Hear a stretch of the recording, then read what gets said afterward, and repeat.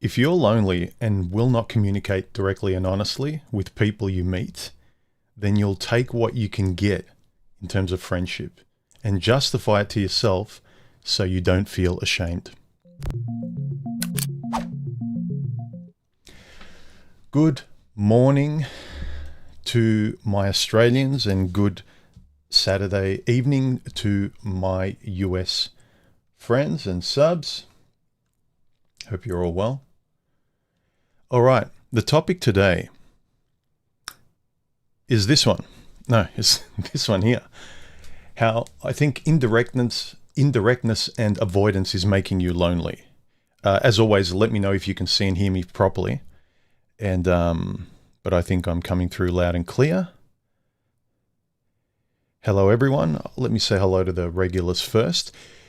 If you would like to ask me a question during the stream, or you have a sensible comment, something you want to share with everybody, before your comment during the stream here, add 3 smiley faces, 3 yellow circles before your comment. Then I can actually see it here in the stream as I'm talking, because I can't read every single comment. Most of the time you guys chat amongst yourselves. So, all right, let's see. Hello, John, Luke, Arvero,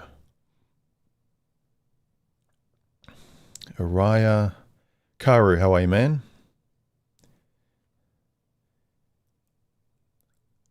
Ronan, aka Martial Arts Oriental Medicine.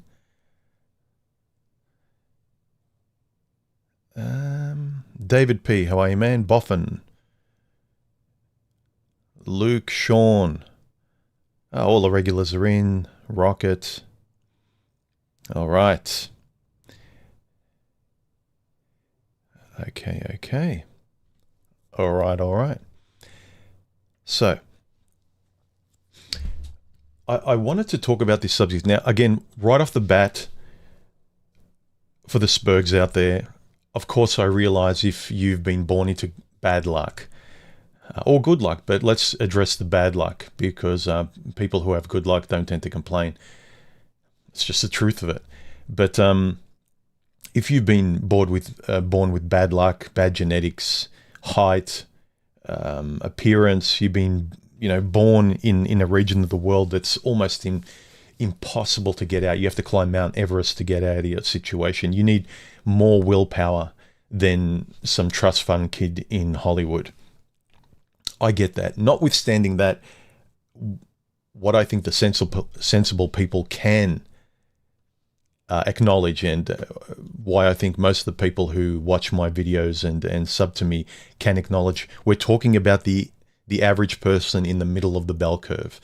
The person who has a job and goes about life in a rudimentary, very common way in the West. Unless you're fighting for survival in some third world country, I'm talking about the middle, where the only thing really stopping you is kind of psychological, and you can go for a walk, you can improve your health, you can get a job. They're not obstacles, they're just very hard. The world is against you. There's a lot of propaganda and programming out there to make it harder and harder for you to be happy and to be content. That's what I'm talking about. The average person in a fairly developed country, where if you don't listen to the BS out there and all the negativity, that you can, in small ways, make big changes to your life and improve your contentment and things like that. So I'm talking to the sensible. Of course there's, but what about this human? But what about that? I know, but I refuse to allow the exceptions to swallow the whole. I hear too much of it when we listen to stories about check out this guy or this girl, look what she did to her husband, or look what he did. All these extreme car crashes, the reality TV style of journalism that incorrectly and falsely informs guys out there, all of us average pedestrians who are just trying to solve very ordinary problems, very normie milquetoast problems. We point to the extremes like, well, look at Jeff Bezos, his wife, look. Why are you using the blueprint of these people?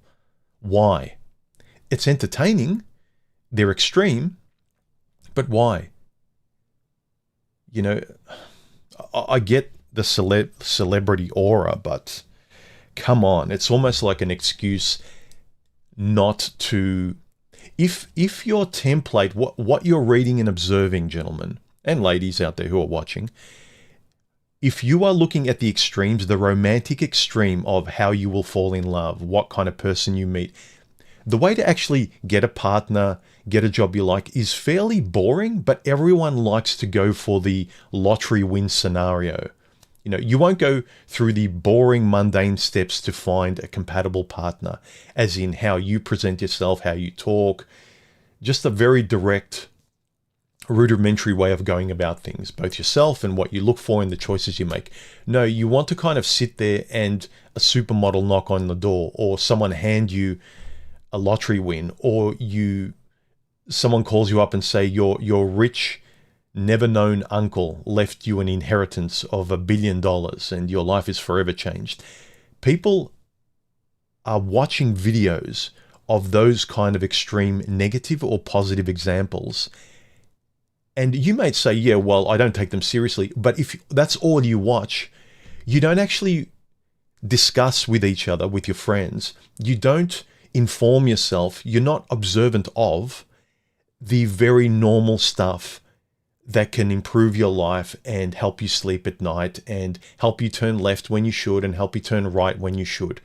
If all I watch is Star Wars, for instance, 24/7, or play video games 24/7, like, they're great. But if that's all I do and my lexicon is like that, you can't get along with people. And this is the point of the topic of this stream here, is if you're in that little bubble, if you're avoiding the world, you're avoiding the basics because they're uncomfortable, and it's more fun to be in your esoteric, imaginative group, like playing video games, and you're talking to people while you're playing. It's a lot of fun. You're online, and you got this world that you generate online, and it's fun. But your body and your mind, we're a social species. It needs to touch the real world, and not as in I'll temporarily touch it. Remember that scene in Avatar where kind of Jake loves being in the VR, and he gets out of it momentarily, just enough to kind of quickly eat, and then he wants to go back under? Your body and your mind will destroy itself. You won't be here anymore. And a lot of people say, I don't care, it's better being in a VR world. But because I see so many guys and girls online that the stuff they're passionate about online, their avatar online is so passionate about the things they never touch in reality, about the things that frustrate them in reality. So you're animated and excited about all the things you refuse to even do on a minute first step level. You won't even get to your base level Maslow's, and you keep screaming about the theoretical top of the pyramid in the real world that you never even want to touch the base of. And I really wanted to drive it home, because I thought about this. If you are lonely, and most of us, I'll admit I had moments of loneliness, right? Or is this it? Or I could really do with some company, or I have no friends, or no friends that I can talk about my inner world with. Again, it's why I started my YouTube channel. I have friends. My best friend is a great guy. He'll be my best friend till the end. But we're very practical best friends. But he's not philosophical. He's not deep. But he's refreshingly uncomplicated that way. I can go to his place where I just want to unplug, or we can go on a camping trip or go for a drive, and we can just watch a movie all day, and eat a pizza and not say a word, or play video games. And it's such a decompressive, great place to be. But he's not a friend for my mind in a very deep way. But he is, 30%, but I really can't go to the depths I go to with you guys and how I express myself in my channel. So that's why I did it. But I digress anyway. But you will be lonely if you don't directly and honestly communicate with people out there. When you go on dates, this is why I keep pushing back on the whole dating thing, the one-liners. Of course, when you're really young and naive, you need something to help you. You know, just go up and say hello, or say a line that's hopefully not too cheesy, but that then breaks the ice, and then you can just start talking naturally and realize, aside from breaking the ice, all it is just being yourself and having a conversation. But there's a lot of women out there today that require you to impress them. They're very snobbish. They watch a lot of TikToks and Instagrams. They watch a lot of the boss babes, and they emulate that cattiness, that entitlement where they have their nose up, and unless you're the Rock, they look at you as worthless. You come to most women being guilty in their eyes, and you have to prove your innocence by impressing them and trying and please love me, please love me. And with a lot of guys growing up in single mother households where all they want is the love and affection from their mother, which they never got because the mother blames the father, and she doesn't like men, or she's suspicious of them. The young boy grows up into a man that's always seeking the validation and approval of women. So if you're a young man and you feel lonely, or you can't get a girlfriend, and you're trying all these different Chad one-liners and pick-up ways of communicating to get friends, to, well, this group over here, this is the way they talk and act, and they look kind of cool, so I'll just act and talk the way they talk, so I have a social group, Let's not forget that we are a social species. I know a lot of us generate and find out who we are in solitude, and that's very healthy temporarily, to find out who you are before you can relate who you are to other people.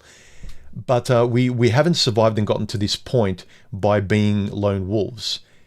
You can't know yourself completely on your own. You will go mad. I know there's a lot of people that will push back on me, but objective reality, the objective way you can see yourself is in a dance with reality, in a dance with other people, in judgment of the world and other people. Not that you take it on board and feel useless, but a true analysis of who you are and how you act cannot just be in your head. You cannot be like these Instagram chicks that think they're a 10, but objectively they're barely, within the range of a 5, maybe between 6 and 3, but they think they're all 9s and 10s. And I'm sure we can laugh at them, but that's what happens in a male way when we burrow ourselves into Plato's cave. Our brains eat us up. So, last night on my Instagram, Alonzo M sent me a link to the friendship recession in America that's going on. I'll put a link in the comments in the community tab if I can find it later on. But it's really interesting how there's a lot of guys, I think it was about 21% of US men surveyed said they don't have a close friend that they can really share and open up to about sort of, the worst things, their biggest concerns, fears and traumas and things like that. And it's kind of unsurprising that men are really less, but women are close to 50%. I think they're like 41, 40, they're up in the 40s. So women are much more comfortable doing that. Men aren't. And when we look at, over the last couple of generations, how girl power has done its best to get rid of male-only spaces like smoking lounges and any group or sort of like areas where it's only a men only, they've gotten rid of them because it's sexist. And as such, men can't talk to each other. About the only time you can find respite in being able to just let go and talk to another person that's like you, as in a male, is if you do an activity that the likelihood of women in it is almost zero. Like, I don't know, go work on an oil rig, or become a rocket scientist, or engineering, or just something that's got such a very low tier of women in it.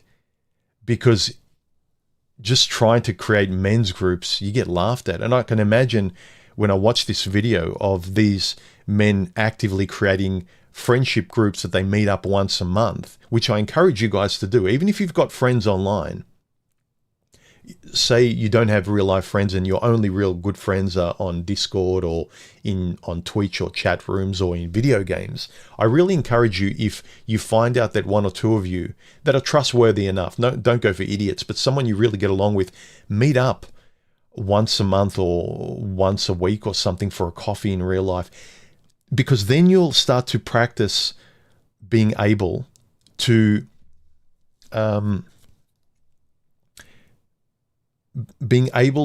talk to a person face to face, body language, nuance. You don't have to add smiley faces before or after. You don't have to edit yourself and double and triple check and mistrust your judgment when you type and, oh, I didn't mean that. And you have to be yourself.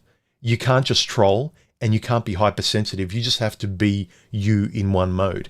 And I would say that's a healthier way to calibrate yourself towards being that one mode online as well. The way you write, the way you talk, you get better at speaking.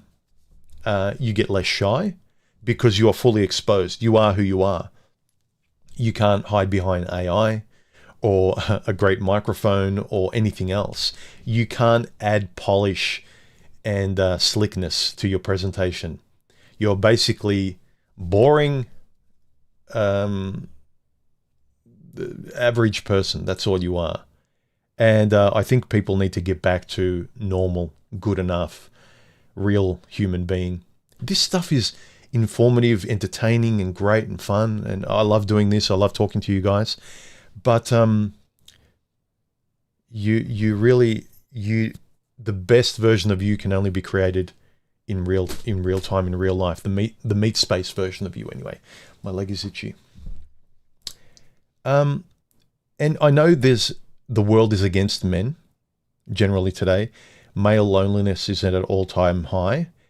The lights out, let's put it, the lights out rate for the male of our species today is, I think it's like 5 times higher than women. And after a divorce, it's something like 12 times higher, which no one cares about. And also, it's kind of sad because I know men and women don't like seeing men cry or in pain. But whenever, I can imagine the women looking at the friendship recession video that I watched last night. And I look at it very seriously. And I can imagine women looking at it and cringing and going, ugh, losers. You're acting so feminine. You need your little friend groups and tea parties.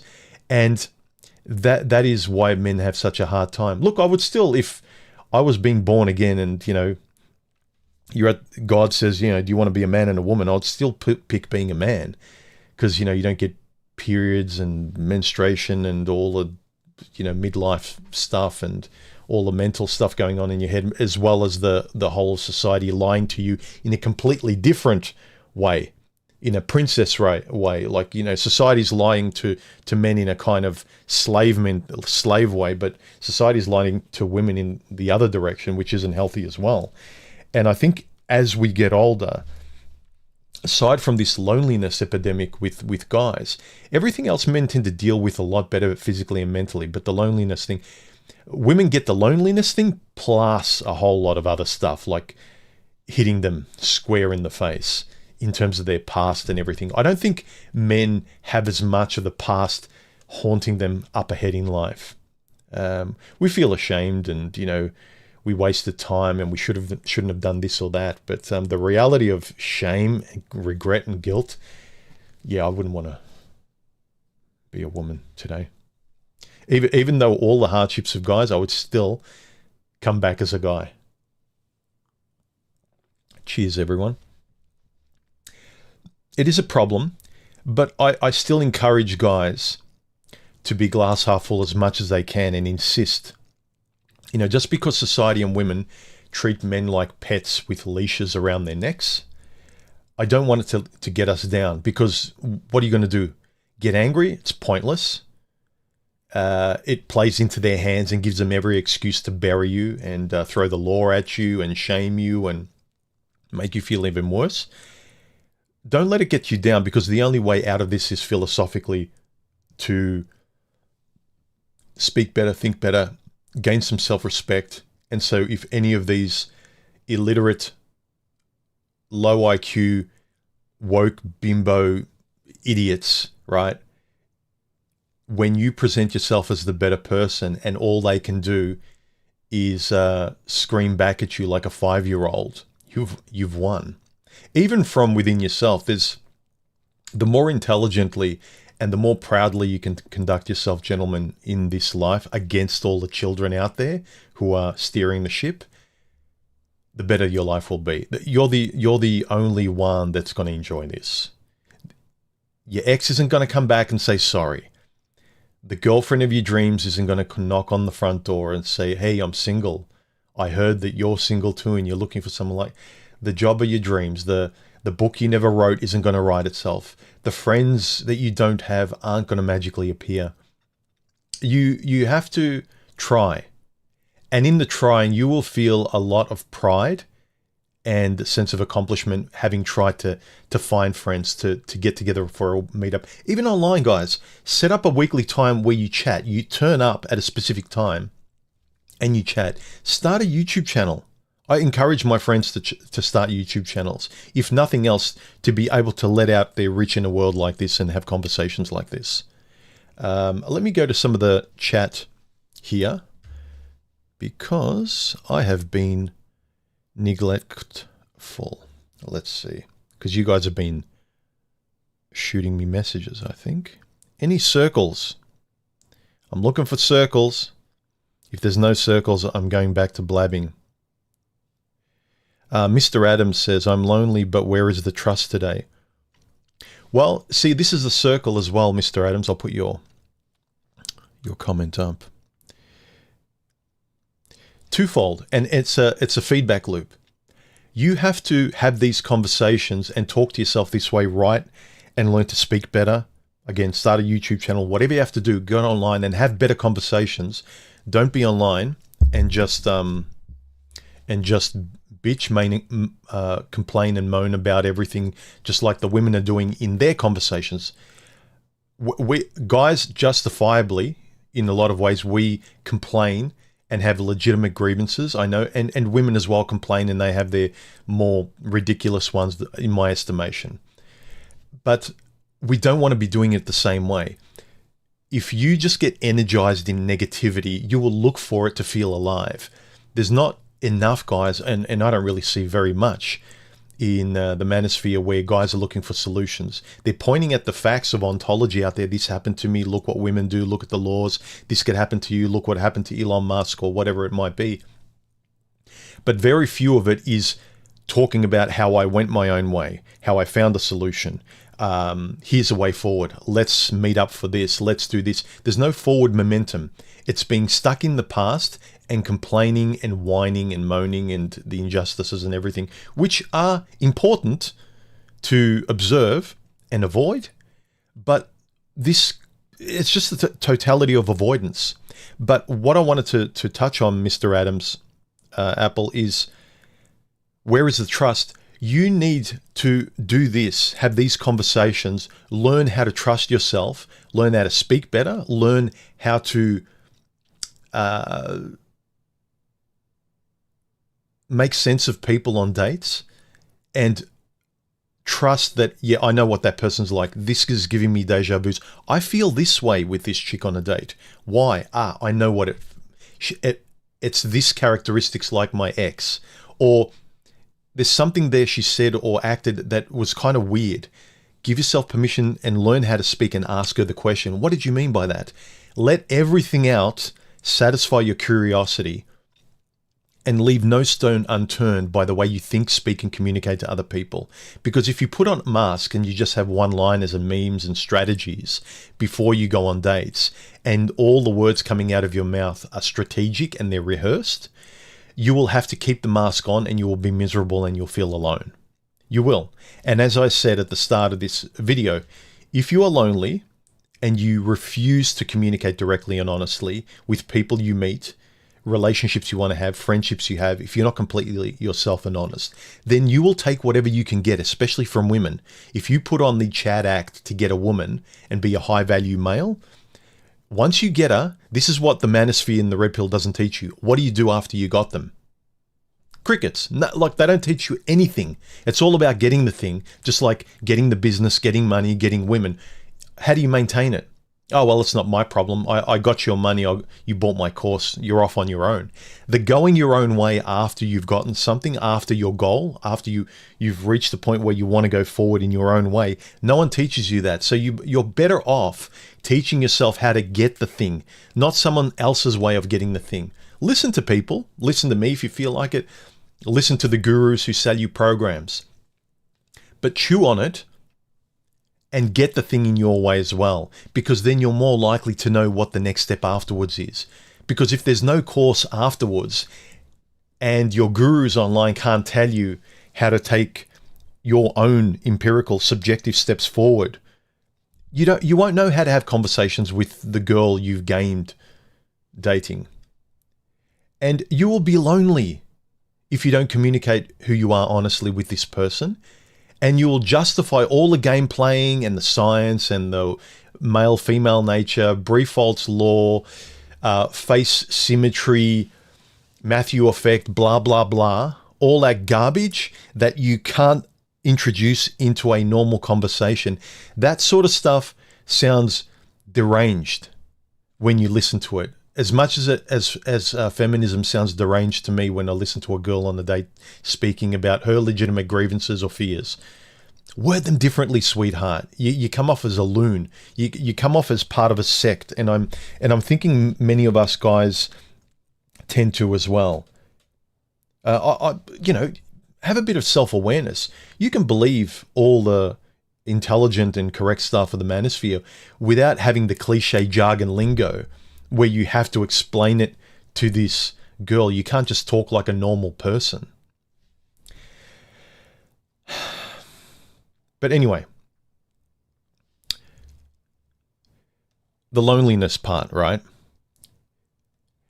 I mentioned the friendship recession in America, the video I just watched. I'll link it in the comment section and below this video afterwards. But that was very illuminating. I didn't know. It doesn't surprise me, but I didn't know the extent to which loneliness is so huge in the US. But it's not surprising whenever you look at the stories that come out of there and the YouTube videos of people. It's not just the sensationalist entertainment we see, but even just normal YouTube channels of everyday people. I watch them, and it kind of reflects the extreme reality TV that we see coming from America. So it's kind of sad. Not so much other parts of the world. Australia's still relatively, for a first world country, a pretty good country to live. Europe seems a lot better in different countries. But loneliness is a big problem. But as I mentioned, don't let it get you down, because then there's no coming back. You have to choose in your own little world to make it better. Choose to speak better. Have real life interactions. Even if you go to the supermarket, make an effort when the cashier says, "Hello, sir," to kind of look and pay attention and say, "Hi, how are you?" And don't just sleepwalk and give her a meme, but actually say the words. You don't have to mean it in a very kind of loving, meaningful, like she's your best friend way, but be aware that you're saying it. Pay attention and be in this space talking to another person. Because too many of us are sleepwalking, and when you're on autopilot, your biology takes over. You'll feel depressed automatically. You will feel lazy automatically. You'll want to eat the donuts automatically. You'll just want to do everything on survival mode, and you will be miserable and lonely. And also, loneliness is averted by you maintaining your friendships, maintaining your communication. Me, maintaining Sunday streams, maintaining the things that make me happy where I interact with people, whether it's virtual or real life. See your family, friends, and communicate with your partner.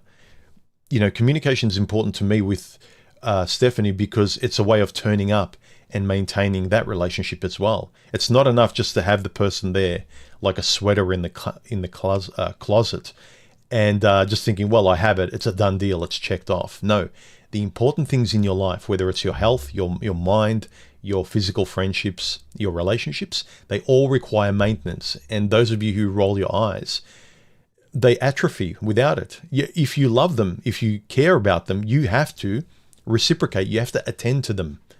They won't just exist in perpetuity. They're not like, even my house, every once in a while it requires maintenance at least. I've got to clean the gutters and mow the lawn and do things like that. And unfortunately, or fortunately, if you decide to look at it that way, human interactions and conversations, they require upkeep. Let me see any other comments. Hi, Peg. How are you?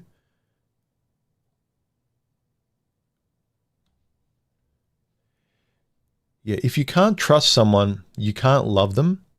And if you can't trust them, you sure as hell shouldn't be trying to live with them or have a relationship or committing. Human is mansplaining. I guess.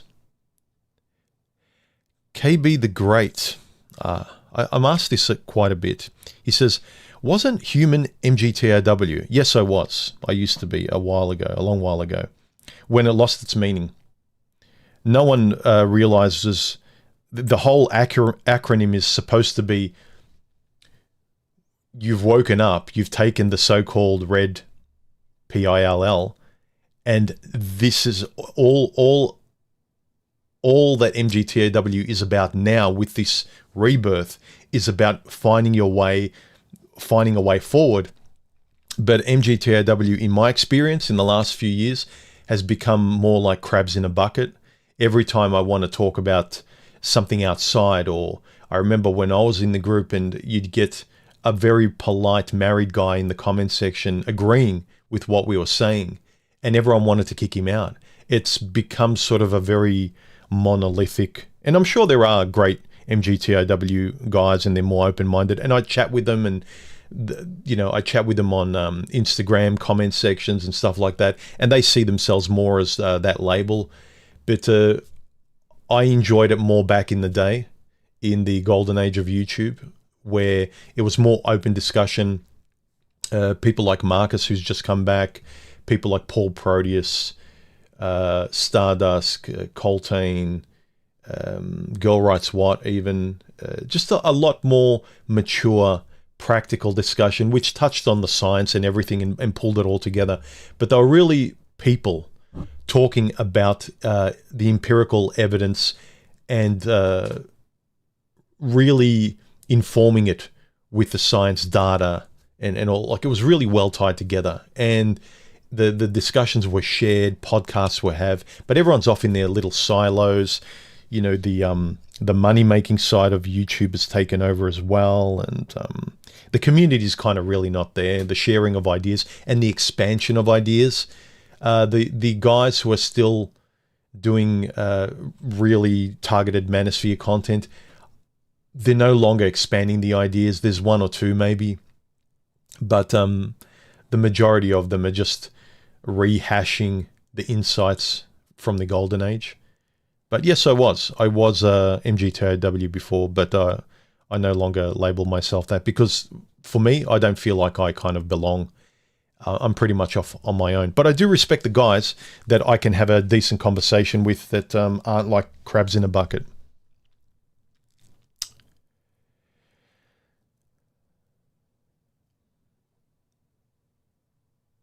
SJ says, Arushvi, before finding God, predicted men would need to be a clown just to dance monkey dance in the future of dating. He's now found God, joined Orthodox. I think fascinating insight. Whatever does it for you, as long as you're happy.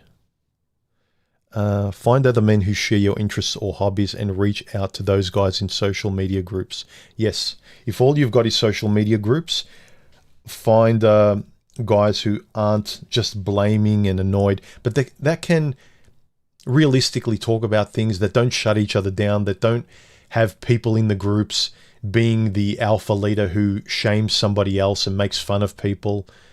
You just be kind of self-aware. Don't get into groups where you're tired of women shaming you, and then you find guys that you think understand you, but then you've just replaced the woman with a bunch of guys as well, because it feels familiar. Like, I don't want to be dominated by a woman, but I'll go into groups where they dominate me with their sect-like belief of manosphere ideas.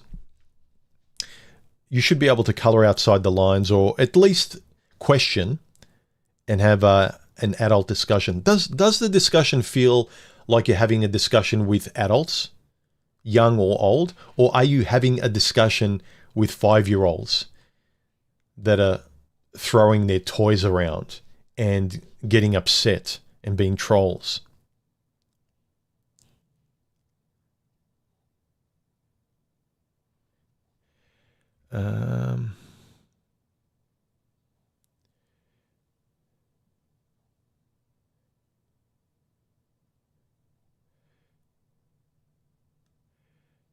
Ado at best says my best human chat was when he was on Mark Dice and Mark introduced Hammerhand to the chat and said, "You guys have a chat." It was awkward at first, but ended up being a good conversation.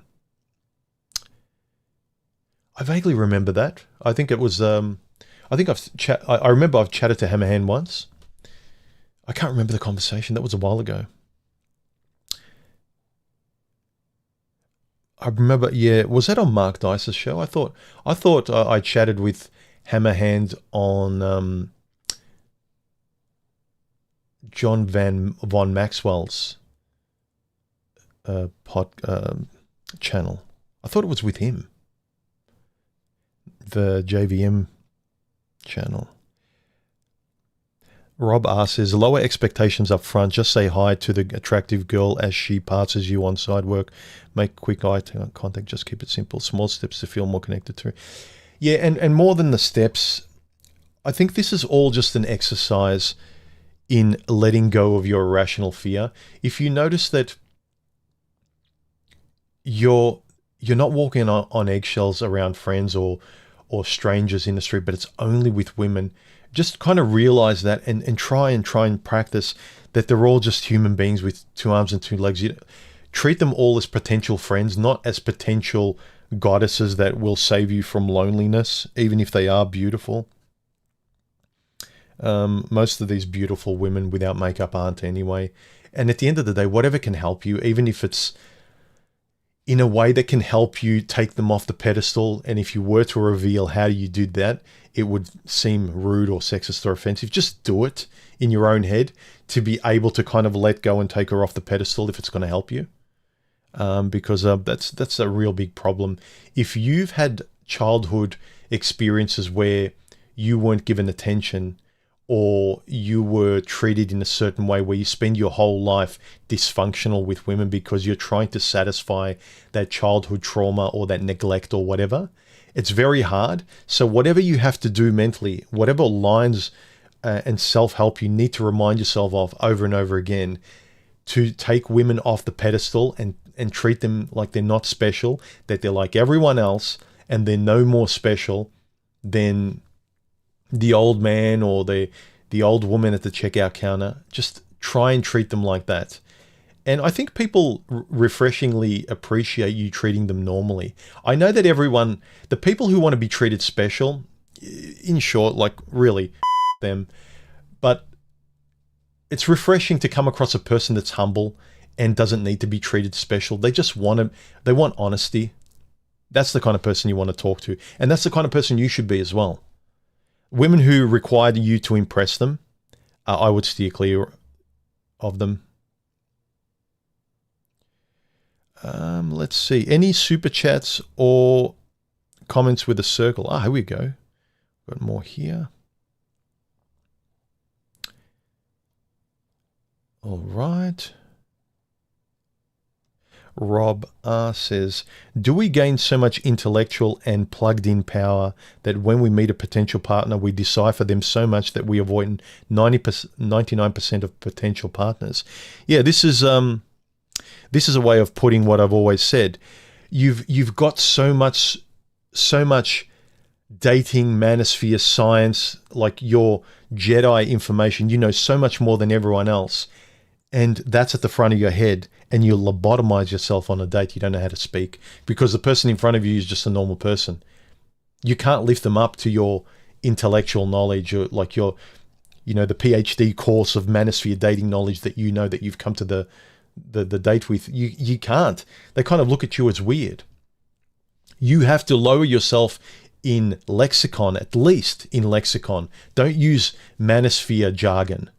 like know everything, be observant, be calm, be interested and curious, listen to them, talk back, but don't be some PhD in manospherean knowledge or whatever. You come off as weird, just like women come off as weird when they're not normal. Ted 1775, getting her's part one, but they, how do you keep her? Exactly. As I mentioned, they teach you how to, it's the same with women. Women can get men easy, like really easy, but women are terrible at keeping men. Men are a bit better at keeping women, but sometimes not authentically. They just go to impress them, keep the romance up, all the little tricks and everything they did to get the girl. They keep trying to recycle the flowers and the romance and the fakeness and the impressing and the not making it boring and do, you know, variety and surprises. And it's so tiring because it's not real. It's not who you are. Here's an example. Guys, you know, and I know, wouldn't it be better to just be yourself, even if they're not impressed by you? But trust me, most people are impressed by someone refreshingly honest, even if they're not for you. I respect a lot of girls I didn't end up with because they weren't for me, but I really respected them because they weren't playing a game. They were being genuine. And you say, how did I know? Because I made an effort to be genuine myself, and I can tell when someone's giving me the car salesman line and being like every other chick out there, saying the same things in her profile, avoiding responsibility in the same way. But when you hear someone being genuine because you're practicing that language and you're looking for honesty and you keep steering the conversation into genuine, real-time, present reality and being, talking about your inner world and what matters, you recognize when fakeness comes back. In the same way, when I go to the office, I can tell when people have office cooler talk. How was your weekend? All the bullshit conversation, the fake laughter, you recognize it. Everyone does. Well, you start to recognize that same BS fakeness on dates when you no longer want to talk that way. You know, it's like the office chat. You recognize when that's no longer there. You also start recognizing when you don't have the romantic office cooler talk on dates, when you finally meet people that are just being themselves. It's really great. As an example, Valentine's Day is coming up, and I made it aware to Stephanie, is like, I hate going out for Valentine's Day. I'll take you out the day before, the day after, but I'm not pushing and trying to cram in for a seat at a restaurant or somewhere going out on the road with traffic and overpriced scammers everywhere, taking advantage of a moment that's supposed to be about you and I. Whether you believe in it's a commercial. You don't even have to do it. If I didn't really feel like doing it, Stephanie wouldn't care anyway. But the fact that she appreciates a little bit of a romantic gesture, she doesn't care because it's supposed to be intimate. So I'll go out on Valentine's Day before or after, but I won't go out on that day. And she's fine with it. Just be yourself and don't apologize if you're being reasonable. If you're going out with a little princess who wants to play dollhouse, be prepared to play dollhouse for the rest of your life, gentlemen. If it's with that girl or girl after girl after girl after girl, until you refuse to play dollhouse. Ted 1775 says a huge waste of time investment trying to impress the one woman. It is true. But what I keep pushing on my channel is learn the verbal and the thinking skills by which you can discern not even to waste any more time than you should on a girl. Not even going on a date with her, or say they're gaslighting enough or impressive enough where you can't really tell and you have to go on a coffee with them to see.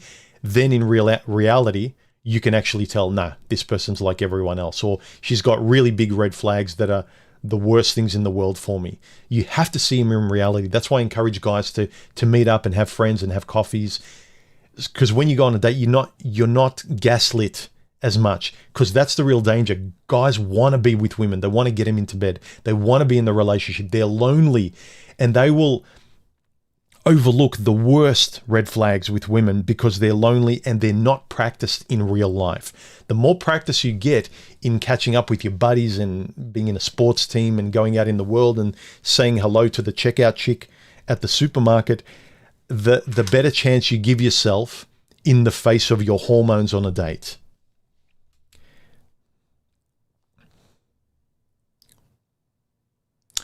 SJ says, my pal Roosh. Roosh isn't my pal. I haven't ever talked to him. I didn't watch his videos. I've heard about him, and he doesn't sound like anything I would be interested in. But I've never seen really any of his content. Melee says, the worst person you can lie to is yourself. Yeah. I can't remember the writer or philosopher who said this. He says, most people lie to themselves. It's very, very rare that you lie to another person first. If you don't lie to yourself, you never lie to other people anyway. So you don't really have to worry about lying to other people. If you can eliminate lying to yourself, it's much, much better.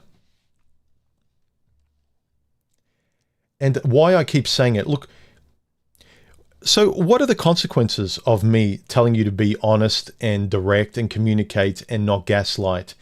What are the consequences of this loneliness that I see a lot of guys, and I tried to do the pickup lines and I felt really lonely even when I got the girl, because I didn't learn the skills by which to learn to talk to the right kind of women, the compatible people, the compatible friends, pick the compatible job, things like that. What are the consequences of all of this? Well, I'll tell you what the consequences are. Without feedback, you go mad. You need to...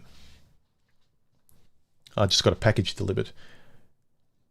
Without feedback, you go mad. You don't really know if you know the reality of the world and women out there, unless you don't know if how you speak and how you think is correct, if it's not practical. It's just a theory, you know? Or knowledge is practically, and without practicality, it's virtually useless unless it can be exacted on a date or used somewhere. It's not useful if it's not practical. Otherwise, it's just fiction, theory, entertainment. It's nothing. You can pretend it is because you talk about it intellectually on your videos and streams, and you get together in groups, and you know a lot of this information and data, and you got graphs and memes, and you share these things with people. But you're just kind of like in your own little private, comfortable washing machine, circling this stuff around the drain. Locking yourself up and keeping yourself safe in your own mind, in that echo chamber of your own thoughts, in forums that are just really you multiplied. You're not really objectively getting to the truth of anything. You might find quotes and studies by smart scientists and people and philosophers before you, but they're their thoughts and you're passing them off as your own. And the people in your forums aren't other people really. They're just people you approve of in your own echo chamber of thought as well. But they're not really you. The real you is the you know through empirical feedback in the world. That's the actual full circle you, when the theory meets the practical, where you try.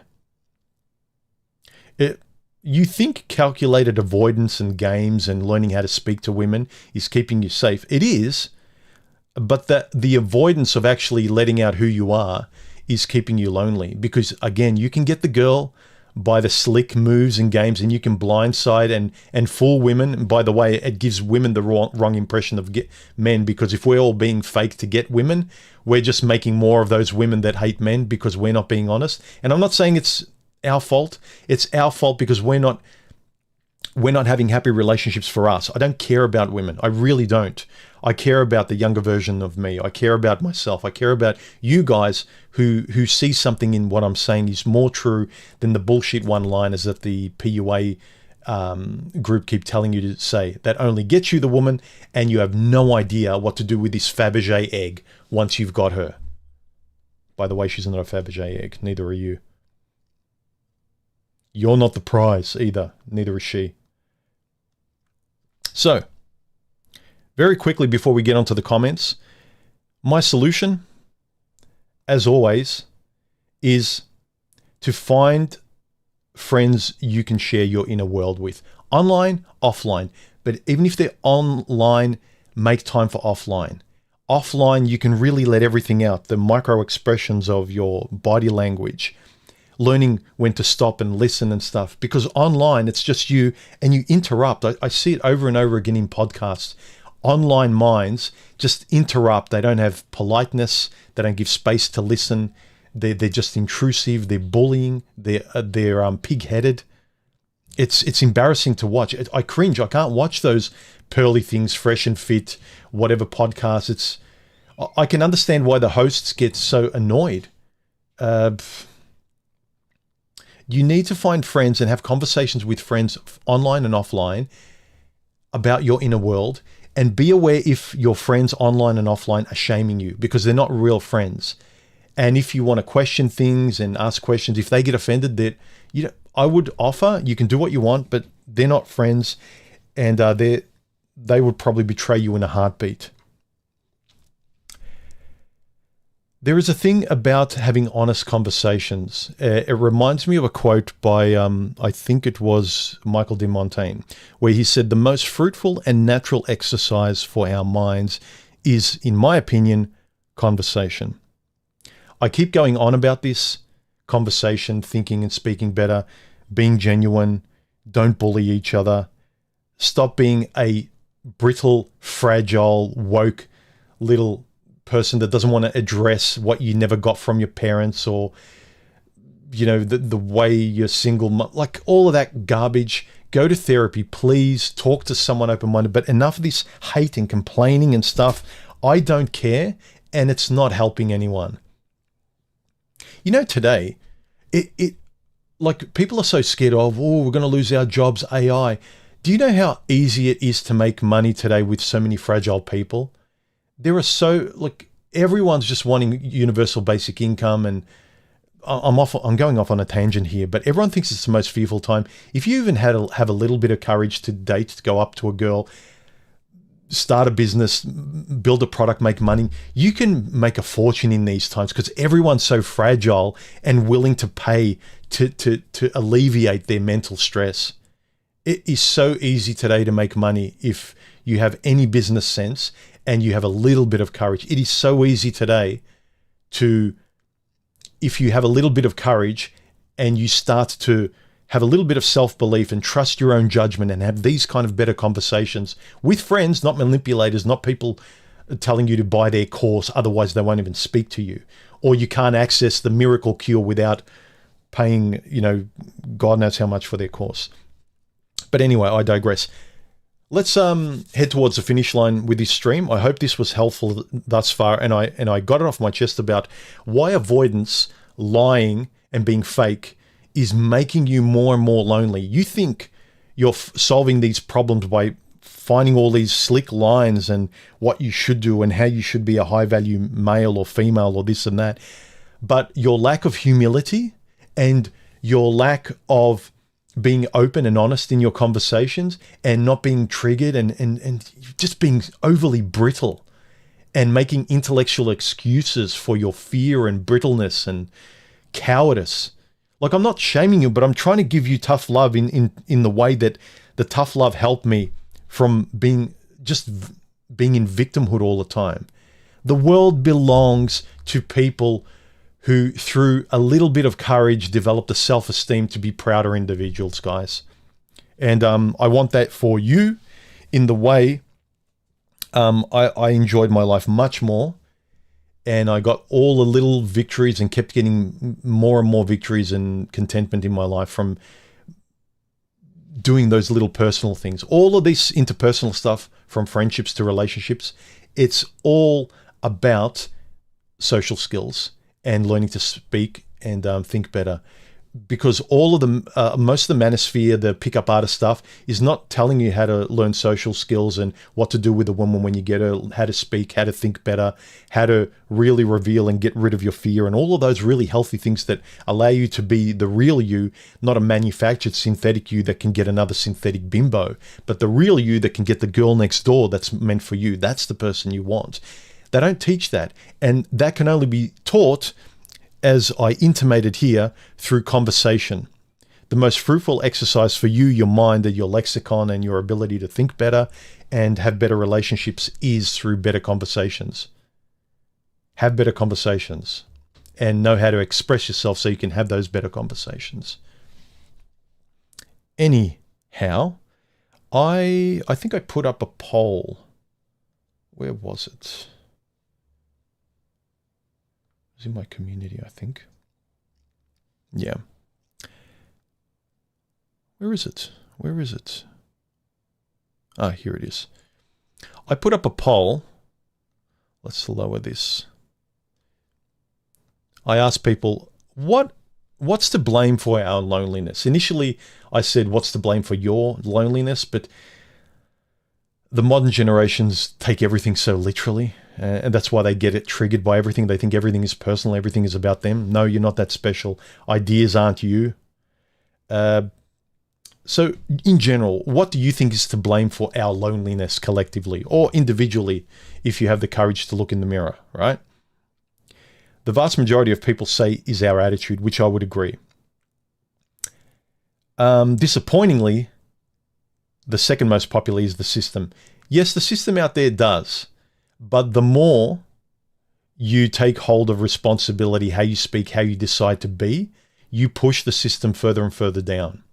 The laws apply to you less and less if you put yourself in danger less and less. And by that I mean, while the majority of entitled modern Western women are completely undateable, being able to think, observe, and take more control over your hormones and be more of a mature person in your social life, both platonically and romantically, it gives you the ability to swipe left, so to speak, on the pretty gorgeous 10 out of 10 profiles that you know are popping up a red flag, and that they are just like every dangerous girl you try and avoid. You know, you don't have the magical thinking that this person is going to turn into a unicorn is for you. You recognize incompatibility, and you can quite comfortably now just throw away beautiful trash. So the stats, the science applies less to you, gentlemen, the more responsibly empirical you engage with all of this stuff, the better you want to be. I hope that doesn't come off as... There are a lot of comments there. I don't think I can go through all of them. Let's see how many I can fit in. Nightfang says, there's a little bit of truth in each one of those choices, honestly. All of those attributes combined would make anyone have a great life. Yes. Actually, let me quickly have a look at any remaining comments during the stream, because you guys... Any remaining comments in the stream, if you're here live during the stream, drop me a super chat or a comment with 3 yellow circles or emojis before your comment, and I'll try and...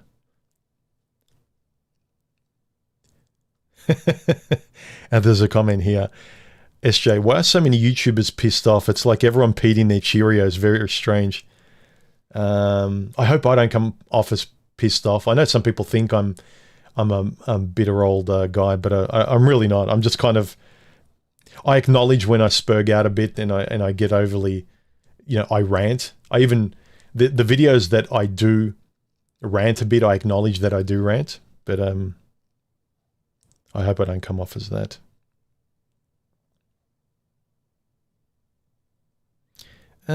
Okay. So I'll read some more comments under the poll. And if any of you guys here during the stream, if you're here live, if you got any final questions or super chat, please drop them now. Last questions, please. Sentence with a question mark and 3 emojis, or a comment with 3 emojis beforehand, and I'll try and read it out. By the way, for the nerds, using the microphone today is the Firefine K669D. For any of you who are interested, who like the sound of the microphone. Okay, let's read some of the comments here. Group 7 says, as a single child growing up with a single mum that worked night shift and constantly growing up alone, loving my own company, I think it's growing up with siblings. Yeah, I noticed that my brother and sister are very close. They're more socially, they're more socially comfortable, and they're more socially normal than I am. There's a decade gap between me and them. And I just kind of feel like the outsider in my family, whereas the rest of them really, they all swim in the same soup, and I feel like I'm on the outside. I have to make an effort to sort of stay connected, and I'm not the normal family kind of guy.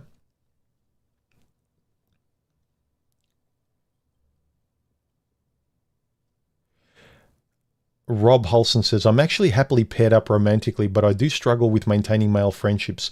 I would say that my problem is a lack of courage and honesty. As I've been more honest with the dudes that I like spending time with, I'm developing better friendships. Not where I want to be yet, but I've got at least 2 guys in town now who will hang out with me if I wanted to enjoy some dude time. And I deeply trust one of them to give me a listening ear if I'm trying to work through a life problem or help process my emotions. He's one of the few humans who can show me genuine empathy. Yeah, that's important. Good for you. You sound like you're very aware of it. You've got a good relationship, and you're trying to maintain that which is important in your life. I have to admit, I need to get back to maintaining my real life friendships with the guys a bit more. I call them up regularly, I would say, every few weeks or so, and they're cool about it. We've known each other our whole life, and none of them think anything badly of it. But especially my best friend, I talked to him a week ago just to catch up. We often call and just say, how you going? We need to catch up for a pizza and movie night, and we often do. But you sound like you're doing the right thing, and kudos to you to acknowledge where you have to keep maintaining things and where things are dropping off, and yeah. Our own choices, Luke picked.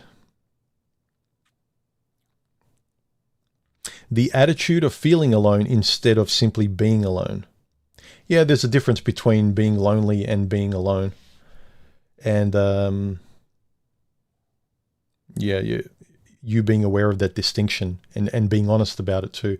Not faking your way through it, pretending to be all macho about this or women or how lonely you actually are, but at night you can't go to bed. Your mind is racing. You do feel lonely, but you try and power through it and punch through it like a boxer aggressively. Some of these things we really need to submit to and let them knock us to the canvas in our own minds, so we really know the truth of it, rather than always like defending against it, never getting knocked down. Sometimes it's just facing it and letting it flatten you, because that's the only way past it. Otherwise, you're always defending yourself against the things you're avoiding with your Tony Robbins, manosphere kind of bravado. Demoralization and degeneracy, expectations of Hollywood, a mix of all 4.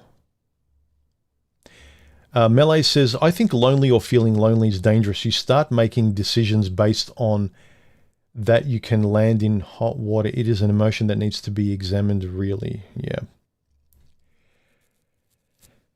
Pete, how are you, man? He says, depends on the person. Yeah, of course.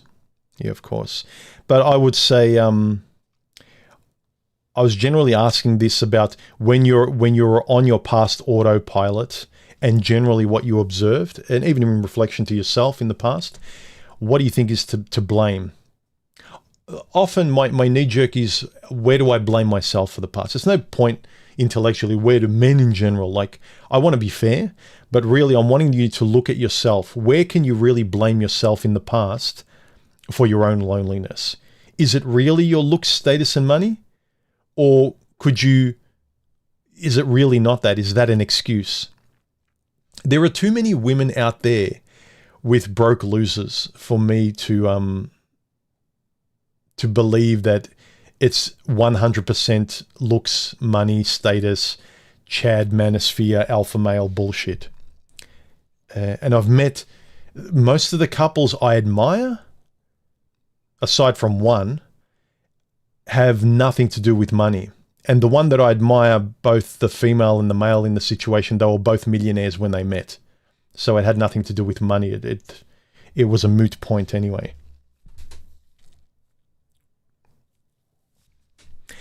Comments that are really long, I won't read them all because I don't know what they're saying until I read them. Sorry, guys. I'll just try and skim through them and I'll read them later. People at the top. You're going to blame your loneliness for people at the top? Enjoy the rest of your life then, because they're not going away. I don't mean to be condescending or rude, but then again, I don't care if you're... It's true. Like, if you just kind of blame external factors, and again, I wish you well. I don't mean to be kind of poo-pooing on you, and if you've had a hard time, I sympathize, but really, the people at the top, the way the world is, it's not going away in our lifetime. It's the bad people, it's just kind of increased more and more survival. Everyone's afraid, everyone's manipulating, everyone's being fake, everyone's putting on masks. And it's up to you to live genuinely so you can know who your real friends are, so you know what a real relationship looks like. You have to be the clear-eyed observer and the clear-eyed speaker. You can't sort of be this passive pet on a leash, hoping you get a good owner that feeds you well and pats you on the head and takes you for a walk. And I hope I get the best owner in the world. You're basically a dog wanting to be reincarnated and rebirthed to have a good owner.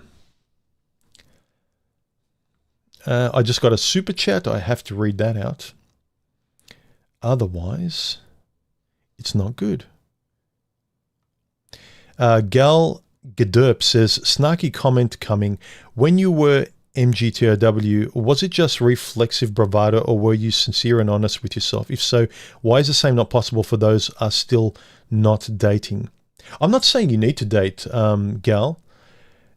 I just found that I enjoyed the conversations. It was fairly open. And then I noticed that a couple of the older guys, they kind of disappeared. They probably went on and lived their life or whatever, and they just said what they needed to say. I know one or two of the guys that I was in conversation with, they had enough of the manosphere and the lack of quality control. And it was just a new breed of guys coming in, rewriting the rule book and saying a lot of the pickup community was coming in and starting to be the leader of that. You just see it now, the Red Pill MGTOW online. A lot of it is there's no expansion of the content like before.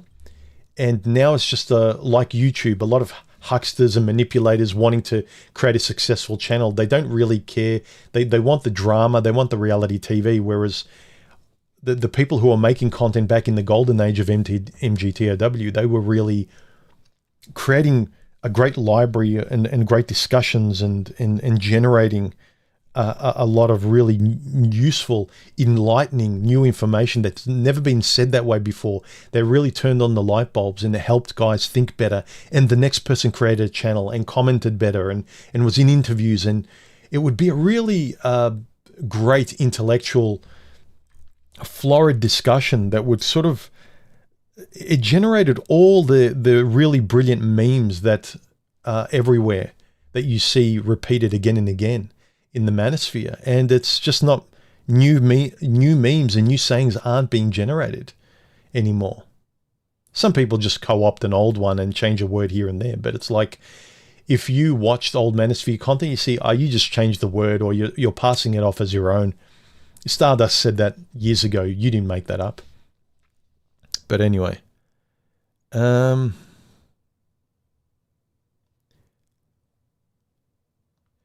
Neanderthal says, let's ignore the women for a second, but other men and their constant microaggressions and polishing of egos. I'm so sick of it. Finding good male friends are harder than impressing women. Yeah, that's why I say a lot of the guys today, they're acting like women. So you're sick of the girls and you need sort of time away or your ex demolished you. And then you find male spaces that act like a bunch of girls as well. They're talking about male things, but the way in which they're talking about it, they're slapping your hand as soon as you question something. They don't let you talk against their Bible. Everyone gets triggered. There's no resilience. There's no going your own way. There's no thinking your own way. There's no mature discussions. It doesn't seem like a bunch of mentors. It seems like Lord of the Flies. And that's why I no longer want to I don't associate with the moniker of MGTOW, because I feel odd in there. I have to walk on eggshells to make sure I'm not offending anyone, whereas I never need to do that. And I don't think I'm a necessarily rude person. And I think the people that find me rude are very sensitive and overly brittle, and they're not my kind of person. They're not friends that I would trust or that I could really have a conversation with. Sometimes I get onto chats with a whole bunch of guys, and I get on the forum, and I know people recognize my channel, but I'm just a normal person. And they can't talk to me like normal people. They talk to me with cliches and memes and repeat manosphere ideas, but they're not kind of wanting to talk about a common idea with their own words and experience. They want to talk about a common idea puppeteering the voice of another manosphere channel or a topic. You know, they're puppeteering themselves. They're not actually talking as the real person.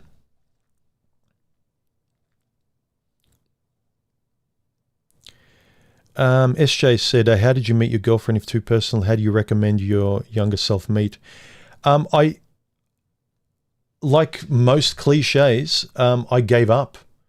I've mentioned this before, but maybe you're new and you haven't heard it. But I think it was about 4 years ago or so, 4 or 5 years ago. I literally had enough. I didn't just pause my social media, my dating profiles, all of my apps.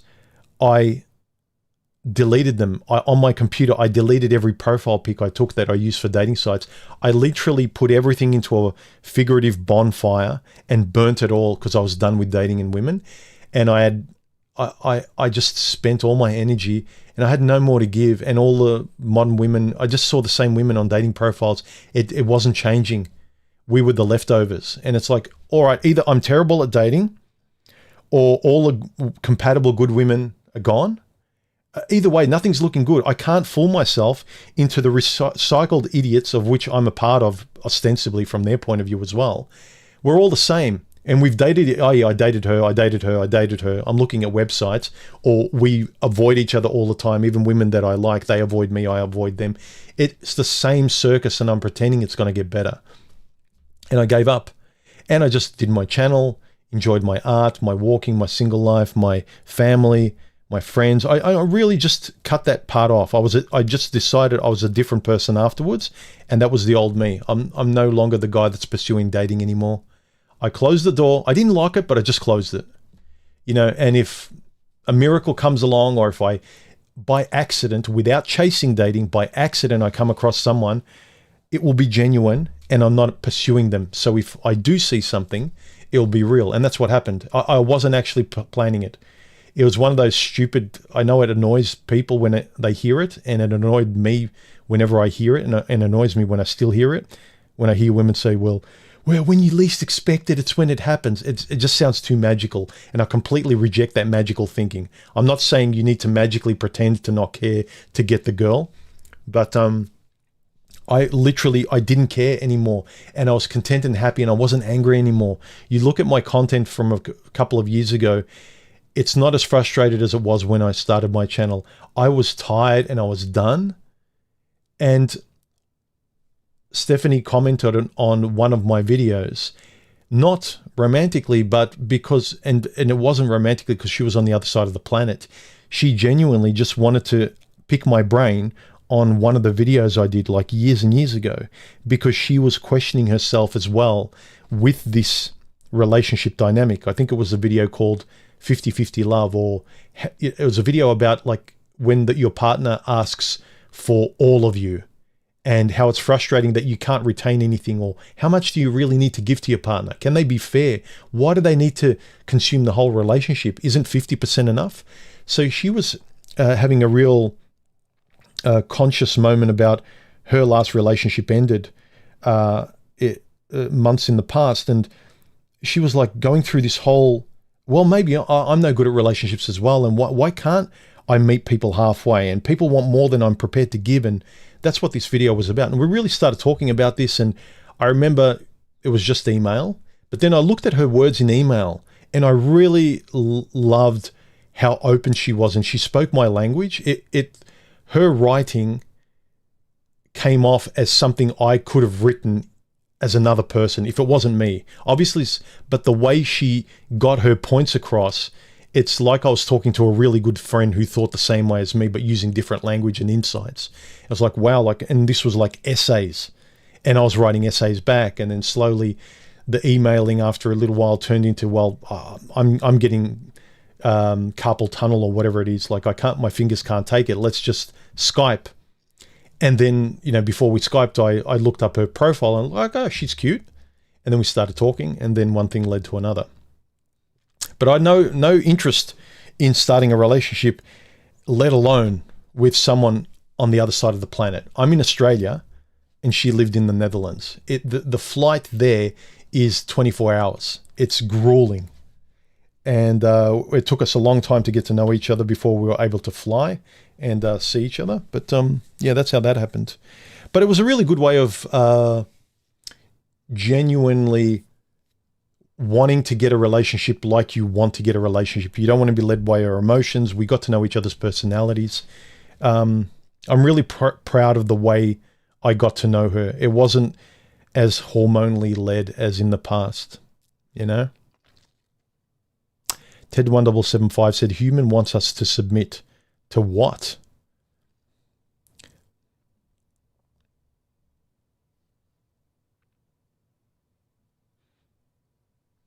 I already answered that, didn't I? Ted1775 says, better to be single and lonely than to be in a toxic relationship and wish that you were single. Amen. I always encourage guys, calibrate yourself to being happy in your own life. Be alone and single unless something compatibly exceptional comes across your path. But don't do the rudimentary dating sites, saying the same things, gaming each other, same lines. It's just the same sites and profiles and the same personalities with different faces turning up to dates. You just see it in the eyes of each other. You look at these girls, you can tell past traumas. They still regret that one guy that they didn't say yes to, or that they broke up with, or they didn't say yes to a marriage proposal 10 years ago and he was the best guy they had, and now they have to sit in front of me or a random bunch of other dudes and wear the consolation prize. Ronan, Just Medicine, Martial Arts. How are you, man? Human, miss you. I find being alone a sense of deep focus where I can see more positive things and progress. I grow more in focus and deeper sense of existence instead the opposite, loneliness and lonely. I grow more in focus and deeper sense of existence instead of the opposite. How you think makes a big difference. What you appreciate around you. If you appreciate your life and you're not really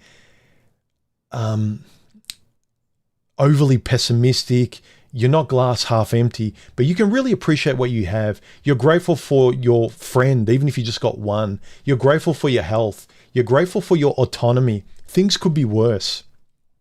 If you're a grateful person, then loneliness, you're not as needy for it. So it depends on how you think, from which perspective you are. But you can be a lonely lone wolf, or you can be a grateful lone wolf. It all depends on how you want to be. Unfortunately, a lot of guys think that the lone wolf needs to be this aggressive alpha male. I don't need no friends and I'll destroy anyone who gets close to me kind of person. But yeah, I think you're just opening yourself up to be eaten alive by your own mind. Hit the like button, guys. As Boffin said, thank you, man. Fitfinger says, MGTOW used to be something special. And are there any creators right now that you think are a good example and have a good message? Marcus came back. He's evolving his content, which I think is really good. He's being more, I think he's being more conversational, which is really great. I think his old content, I really enjoyed it, but it was very esoteric, very academic and philosophically dense. Now he's being much more relatable and conversational. So I encourage you to go watch Marcus's channel. Stardust I haven't watched in a while, but I think he still retains a lot of the stuff, so I encourage Stardust.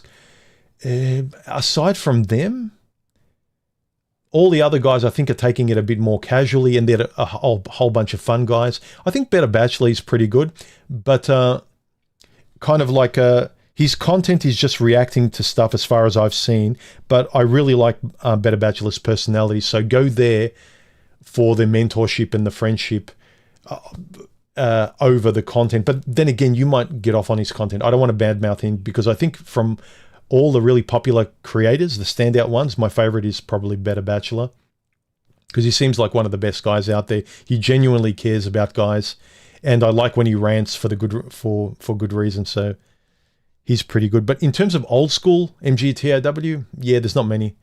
Most have either died or moved on, and they got older, but there's not very many. Yeah, this is a thing too. On these dating apps, most of these women look the same. They all go for that very easy Kim Kardashian look. Jake, is Stephanie the same age as you? No. She's 15 years younger than me. I often joke with friends to cringe them out when I can tell they're not my kind of people. I say, when I turned 18, she was 3. And the girls all go, ew, and the guys high-five me. But that's not the point. I never actually dated a girl that much younger than me. I never saw the point. I always dated women close to my age because I never thought, what would I have in common? But she's actually very intelligent for her age, and I'm younger for my age, my lifestyle. Maybe not intellectually, but my lifestyle is very youthful. I'm very open, and I'm very, very creative as a person, both in what I do and how I think, not just philosophically. She has a very creative mind. She's a writer as well. She's open-minded. She's very creative as well. She doesn't get offended. She doesn't complain. The best thing about her, I would say, she doesn't complain at all. The things she complains about are really legitimate, but the biggest thing she doesn't have is complaining. You know what a breath of fresh air it is to meet someone, let alone go out with them. They don't complain. I remember when we started going out, my knee-jerk reaction to certain things was like, oh, yeah, sorry about that. Oh, yeah, that's disappointing. And she was like, yeah, I don't care. It doesn't matter what brand of toothpaste or anything I buy. She's like, yeah, that's fine. I don't care. Buy me anything. So it's really refreshing, the lack of complaining.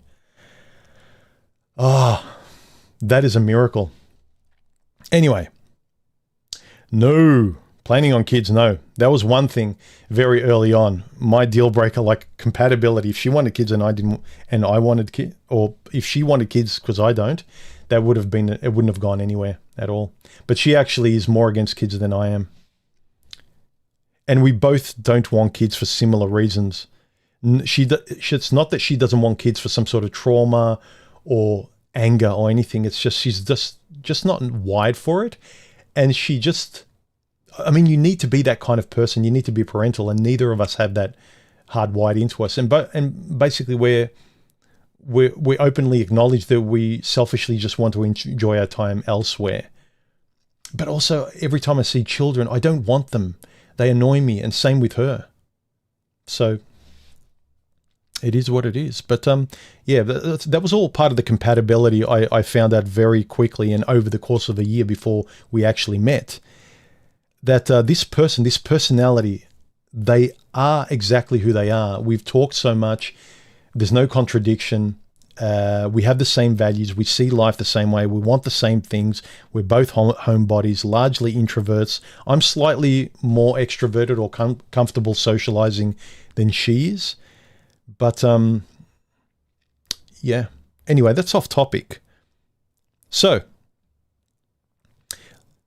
unless there's any last super chats or comments that you want me to read out, if you are here, let's wrap this up because we've been going for nearly an hour and a half. Good stream, guys. But have a think about it. How your avoidance, playing games, and your indirectness is keeping you lonely. You might think that saying the right lines is hacking the system. You're learning the skills of a job, like do this, this is the way you're supposed to dress and act, and this is the job you have to do. It's a task. But really, when it comes to relationships, you have to let go of the fear that either you're not good enough or you don't know what to say. Evolve out loud. Let go of the pretense. It's not a job. A relationship should be the opposite of a job. You talk and maintain things like your relationship and your fitness, the things in your personal life that mean something to you. Yes, you have to give back to them and love them. They love you back, and talk with them and lubricate them with attention and conversation and all of that sort of stuff, because you care. They're not a set and forget thing, but you have to be yourself. If you're yourself in your words, your actions, and your maintenance, you're off the hook. You sleep well at night. Your life is content. You don't have to game the things you care about or the people you care about. You just have to be honest. And the first step, as was mentioned here in one of the comments, is try at the front of your brain, gentlemen, try to have the mantra of, I don't lie to myself anymore. I don't lie to myself anymore. I don't lie to myself anymore. If you can practice that and do those reps at your mental gym every day, journal it, whatever you have to do, right? I don't lie to myself. I don't lie to myself. I refuse to lie to myself. I don't lie to myself. You learn to articulate your honesty. You don't have to be rude. You don't have to be avoidant. You don't have to apologize for what you think and who you are. And then you will find people honestly, and you will reject people honestly. It's beautiful. So I would encourage you, don't lie to yourself. Your life makes more sense, and it's just so much easier, guys. It's so much easier.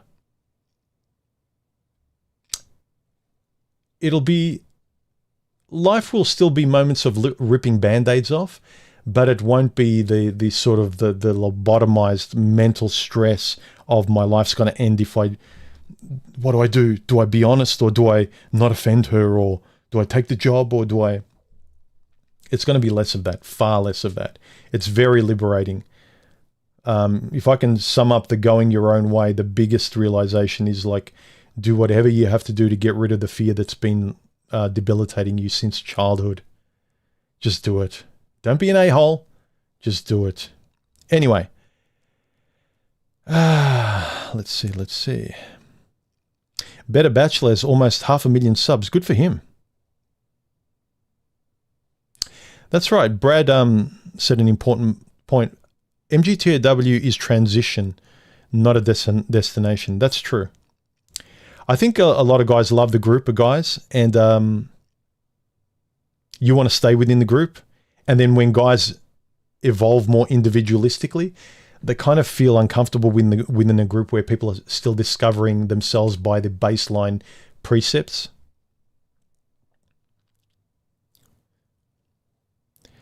Ted1775, what's up with women in their 40s who are on hormone medication? I don't know anything about that. I think there's a lot of guys in their 40s and 50s who take TRT as well. So I think a lot of it is a chemical balancing act, more than a psychological depression kind of thing. But they could be interlinked. I don't know. I don't know enough about that stuff. Fitfingers says, I've been alone for over a decade at this point, but I found there is a lot of purpose to be had in finding a brotherhood. Yes, find a brotherhood, but a sensible brotherhood, not a spurgy one. SJ says, congrats, awesome stuff. I'm happy for you both. Thank you.